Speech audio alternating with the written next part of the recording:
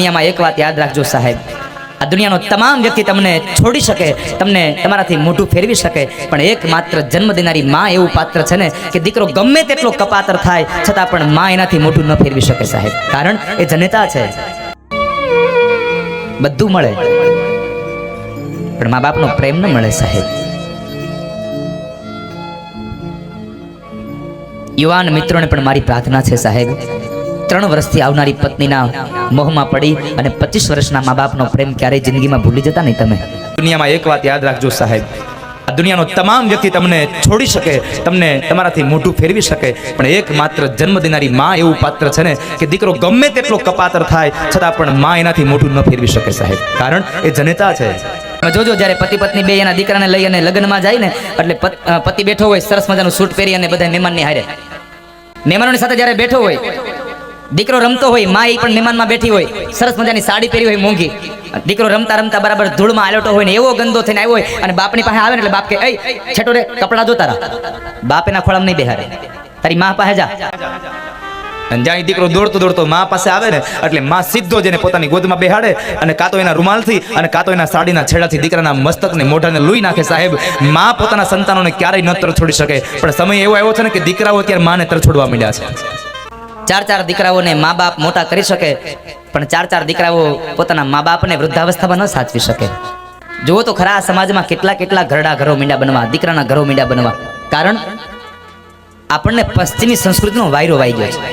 દુનિયામાં બધું કરજો સાહેબ, પણ મા બાપને કોઈ દી ન તરછોડતા. આ દુનિયામાં સુખી થવું હોય ને તો મા બાપને તમે ખુશ રાખો. હું છાતી ઠોકીને કહું, તમારા મા બાપ તમારાથી ખુશ હશે ને એટલે 1000 હાથ વાળો પણ તમારા ઉપર ખુશ રહેશે સાહેબ, કારણ તમારા મા બાપ ખુશ છે. પણ એક જ ઈચ્છા હોય આપણે તો, સારી એક પત્ની મળી જાય, સારી નોકરી મળી જાય અને એક દીકરો મળી જાય એટલે એને મા બાપ ગામડે અને આપણે શહેરમાં. લગ્ન થાય 1 2 વર્ષ 3 વર્ષમાં તો નોખો થઈ જાય. શા માટે સાહેબ? એવી રીતે શું હતું સાહેબ કે તમારે નોખું થઈ જવું પડ્યું? આ દુનિયામાં નોખો દીકરો ન થતો, નોખી પુત્ર વધુ થાય છે. આ દુનિયામાં કદાચ કોઈ દીકરો, કોઈ મા બાપ વૃદ્ધાશ્રમમાં જાય તો ક્યારેય ન બોલશો કે મા બાપ વૃદ્ધાશ્રમમાં ગયા છે. નહીં, વૃદ્ધાશ્રમમાં તો સાસુ ને સસરા ગયા છે.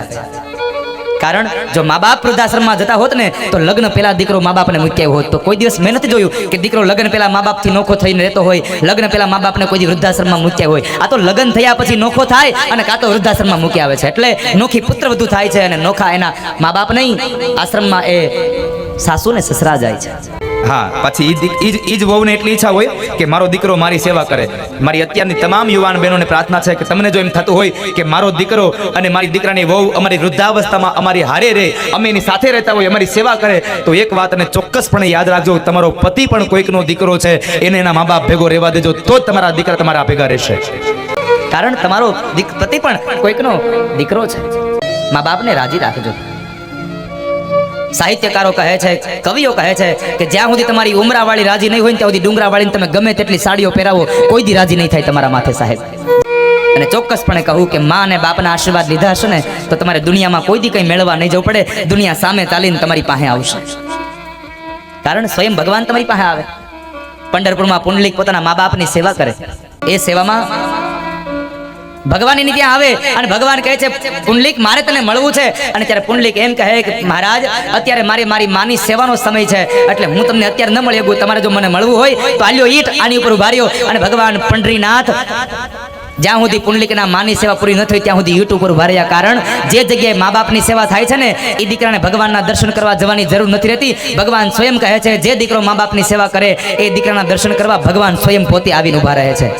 આ દુનિયામાં બધું ભૂલી જાજો, પણ જેણે આપણને પાલન પોષણ કરી, જેને જન્મ આપ્યો છે, મોટા કર્યા છે, એ મા બાપને કદી ન ભૂલશો. પણ પૈસો કમાતો થઈ જાય ને એટલે મા બાપ પછી ભૂલાઈ જાય છે. દુનિયામાં મા બાપને રાજી રાખજો સાહેબ. ધન કમાતો થઈ જાય એટલે મા બાપને ભૂલી જતો હોય છે સાહેબ સંતાન. આ દુનિયામાં બધું ભૂલી જાજો. મારા યુવાનોને પ્રાર્થના કરવી છે, ભૂલવી પડે તો તમારી જાતને ભૂલી જાજો, પણ જન્મ દેનાર મા બાપને ક્યારેય ન ભૂલશો. આજે ચોક્કસપણે કહીશ કે આ દુનિયામાં બીજું કોઈ રાજી થયું કે ન થયું, આ સમાજમાં આ કથા મંડપમાં કોઈ રાજી થયું કે ન થયું એની મને ખબર નથી, પણ અંતરિક્ષમાં આજે રતિલાલ ભાઈનો આત્મા એટલો પ્રસન્ન થયો હશે સાહેબ કે આજ મારા દીકરાઓએ મારી પાછળ જ કથા બેસાડી છે.